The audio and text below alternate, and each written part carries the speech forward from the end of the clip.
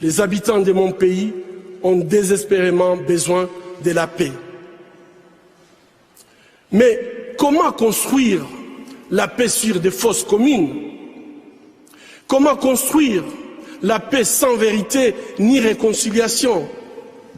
Comment construire la paix sans justice ni réparation?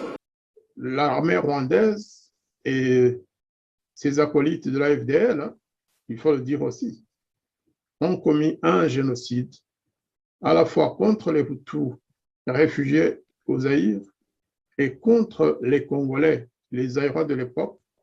Mais cela a continué, même après le changement de nom du Zaïre. Ils ont continué à massacrer les Congolais. Aujourd'hui, ce n'est pas encore arrêté.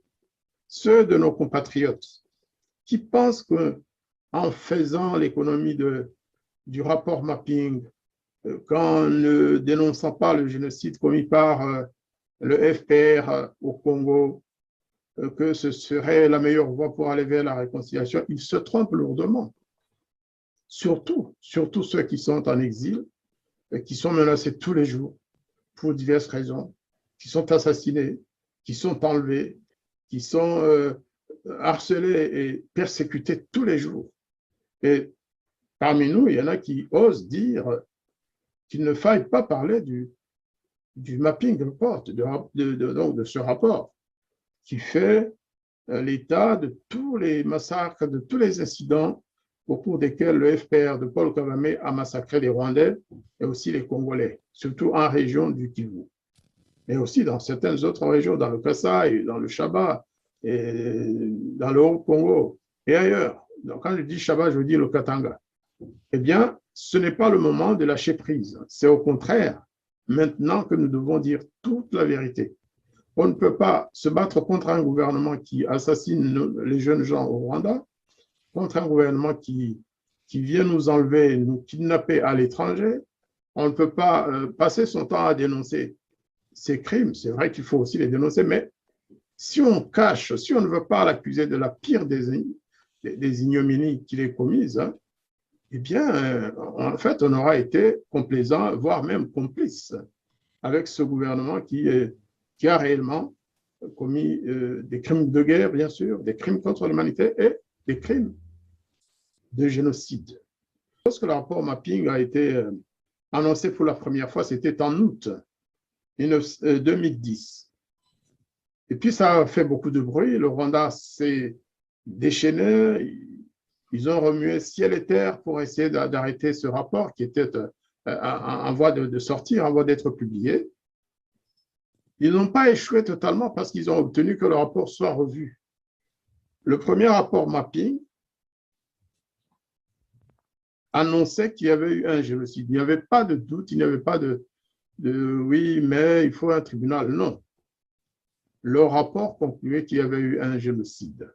C'est après les menaces, les tentatives de placer ce rapport sous embargo, l'intervention des États-Unis, l'intervention d'autres puissances favorables au FPR pour protéger Kagame et son régime, ils ont coupé la poire en deux. Ils ont dit, bah, écoutez, effectivement, il y a eu des crimes de guerre, des crimes contre l'humanité, dont certains pourraient être considérés comme des crimes de génocide s'il y avait un tribunal. Écoutez, si l'on écrit comme ça, avec au cas où il y aurait un tribunal, ben, qui met en place ce tribunal alors? Alors on saura si ces crimes sont juste des crimes de guerre, des crimes contre l'humanité, ou s'il est vrai que le premier rapport mapping qui a été étouffé dans l'œuf disait vrai. En tout cas, moi, je suis convaincu que les premiers sentiments sont souvent les meilleurs. Le rapport mapping qui a été réalisé par une série d'experts spécialisés en ceci, en cela, toutes les disciplines qu'on pouvait faire intervenir étaient représentées. Ces gens-là, après un certain nombre d'années de recherche et de monitoring, ils ont conclu que c'était un génocide. On a fait pression sur eux. Ils ont dit on ne peut pas lâcher prise, mais on va mettre une petite virgule pour donner place au doute. Le problème, c'est que le tribunal spécial pour le Congo, pour suivre les recommandations du mapping, n'a pas encore été mis en place. C'est pourquoi nous devons tous les jours faire tout ce qui est possible pour faire connaître ces crimes. Une fois encore, je ne m'en prends à personne, mais ceux d'entre nous qui veulent qu'on ne parle pas de ces massacres, que ce n'est pas le moment, vous savez, il est plus que temps, justement, c'est le moment le plus important pour parler du rapport mapping, parce que le rapport mapping, c'est le premier rapport documenté qui fait, qui parle de crimes massifs, et c'est documenté. On sait qui a été tué dans telle partie du Zaïre, par qui, et ce n'est pas le moment de lâcher, de faire un cadeau inespéré à Paul Kagame et à son régime, qui sont des tueurs, qui sont des génocidaires. Nous devons le dire. Ne pas le dire, on peut ne pas le dire soi-même, mais empêcher ceux qui se battent pour la justice de le dire, vouloir attenter à la vie du docteur Mukwege, tout simplement parce qu'il demande la mise en application des recommandations du rapport mapping, même si certaines personnes qui le disent n'étaient pas avec le FPR pour massacrer ces réfugiés Hutus, aujourd'hui, ils font preuve malheureusement de complicité avec celui qui a commis ces massacres. Je dis bien que tout ce qui s'est passé en RDC, Zaïre de l'époque, ne constitue pas des crimes de génocide. Il y a eu des crimes de guerre. Parce que tous les Congolais tués dans le tas comme ça, sans cibler tel ou tel groupe, hein, ça c'est des crimes de guerre ou des crimes contre l'humanité parce que c'était tellement massif, tellement systématisé que ça ne peut être autre chose que des crimes contre l'humanité. Mais il y a eu, parallèlement, il y a eu des crimes, des massacres qui s'apparentent à ce que la communauté internationale, à ce que la Convention internationale de prévention du génocide, justement, appelle génocide. Les réfugiés Hutus étaient là, tout le monde savait que c'était des réfugiés Hutus au Zaïre. Celui qui est venu les tuer, il le savait. Et il les a poursuivis, massacrés, bombardés, chaque jour, pendant 1 an, et même après. Eh bien, ça, c'est indiscutable, c'est un génocide. Et c'était intentionnel lorsque vous considérez les moyens qui ont été mis en place, quand vous considérez la manière dont ça a été fait, quand vous considérez l'attitude des auteurs de ces massacres qui cherchaient à cacher jusqu'à brûler les corps des victimes, comme cela s'était passé au Rwanda entre 90 et 94, et même après. Eh bien, ça, c'est un... On nous laisse, nous qui savons, parce qu'il y en a qui disent qu'ils ne savent pas, mais qu'on laisse ceux qui savent, ceux qui sont informés, ceux qui ont l'expertise intellectuelle et scientifique de pouvoir dire qu'il s'agit d'un génocide, qu'on nous laisse le dire.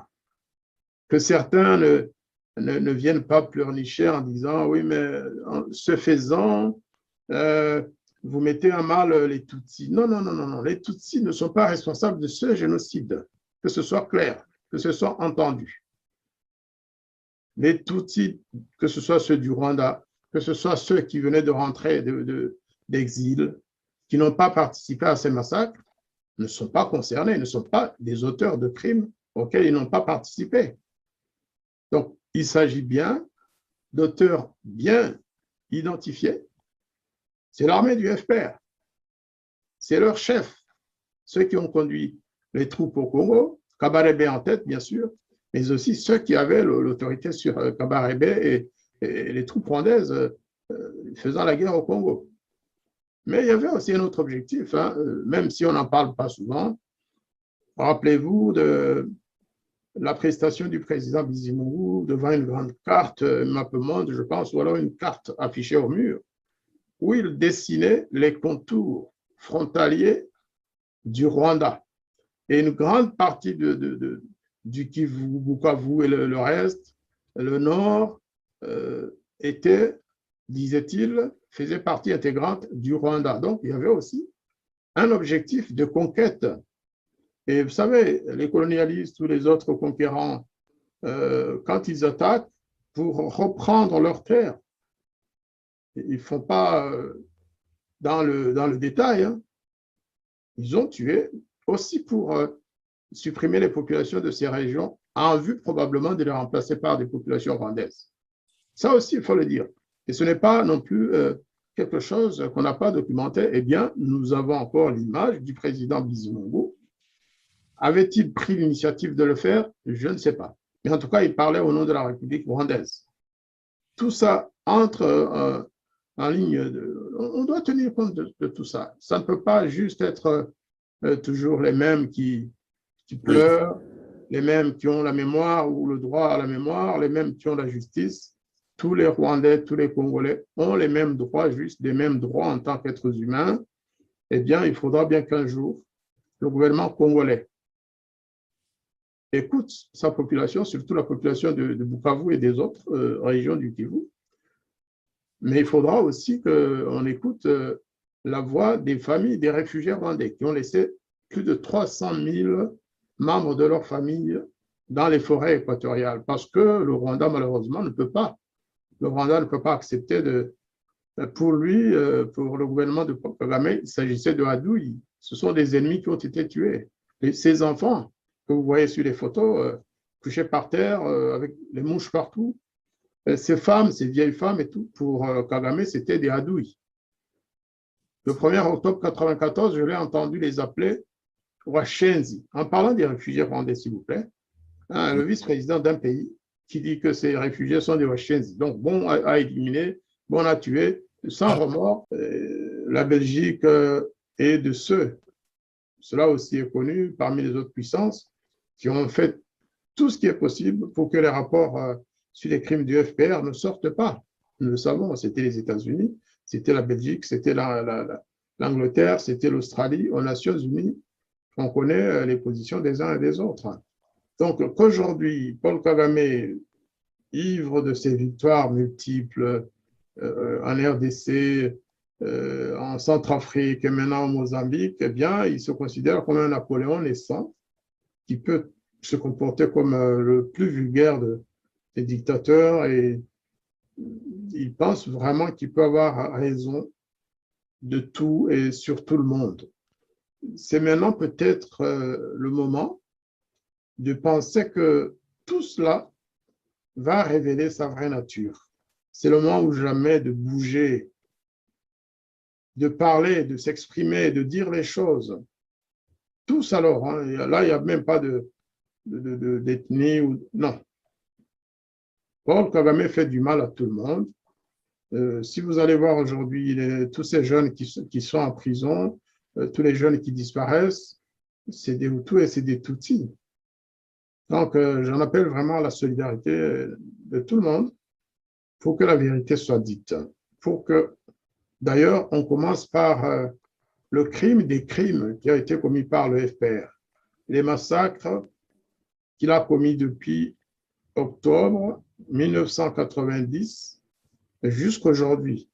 Parce que si on le laisse dans cette complaisance où certains pensent que ce n'est pas le moment de parler de ça, parce qu'il a parmi ses proches des gens bien, qui ont peut-être été aussi au Congo, mais qu'il ne faut pas sacrifier. Non, on ne sacrifie personne. On veut juste que la vérité soit connue. Nous devons faire pression sur la communauté internationale, à commencer par les États-Unis, parce que c'est ce pays qui a jusqu'à aujourd'hui permis à Paul Kagame de travailler dans l'impunité. Et c'est là que nous devons orienter nos efforts, hein, les États-Unis, les autres puissances qui, en 1994, ont refusé de reconnaître ce qui se passait au Rwanda et qui aujourd'hui disent enfin, oui, c'est vrai, il y a eu des choses. Nous devons demander que le rapport mapping soit suivi des faits, que les crimes de Kagame, de l'AFDL et des autres soient enfin reconnus et que la justice suive. Voilà ce que je voulais dire. Et une fois encore, je rends hommage à toutes ces personnes, à toutes ces personnalités qui commencent enfin à ouvrir les yeux. On ne doit pas les accabler seulement, on doit aussi les remercier d'enfin se réveiller et de voir la vérité en face. Merci beaucoup.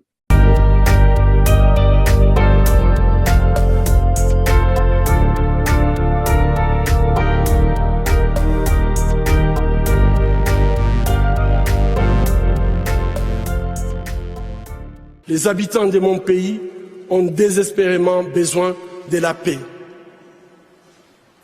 Mais comment construire la paix sur des fausses communes? Comment construire la paix sans vérité ni réconciliation? Comment construire la paix sans justice ni réparation?